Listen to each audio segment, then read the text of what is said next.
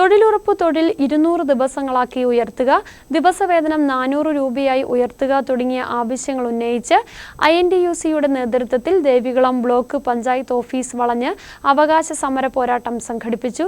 സമരം INTUC ദേശീയ organising secretary AK മണി ഉദ്ഘാടനം ചെയ്തു.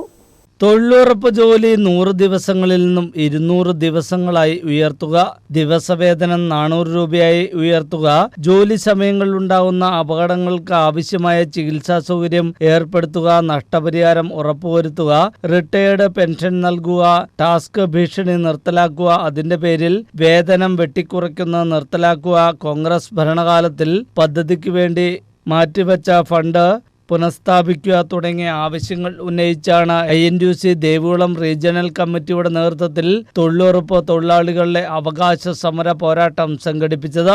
ദേവികുളം ബ്ലോക്ക് പഞ്ചായത്ത് ഓഫീസ് വളഞ്ഞാണ് പ്രതിഷേധ സമരം നടന്നത്. പ്രകടനത്തോടെ ആരംഭിച്ച സമരത്തിൽ നിരവധി പേർ പങ്കെടുത്തു.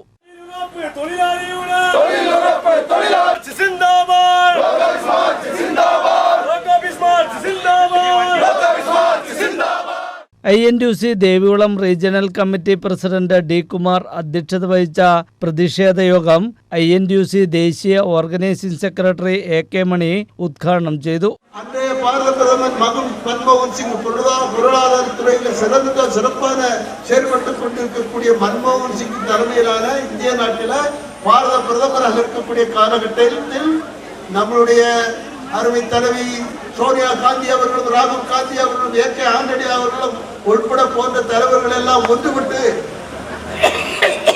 நின்று ஒரு தீர்மானம் எடுக்கப்பட்டது.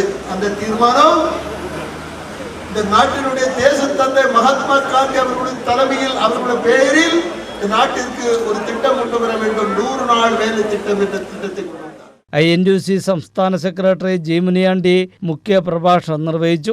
INTUC സംസ്ഥാന നേതാവ് ജോൺസി ഐസക്, INTUC ജില്ലാ vice president PV Skaria, Adimali block Congress president Babu P. Kuriakose, Munnar block Congress president in charge A. Andrews തുടങ്ങിയവർ പ്രസംഗിച്ചു. മഹാത്മാഗാന്ധി തൊഴിലുറപ്പ് പദ്ധതി തകർക്കാനുള്ള നടപടി അംഗീകരിക്കാനാവില്ലെന്ന് നേതാക്കൾ പറഞ്ഞു.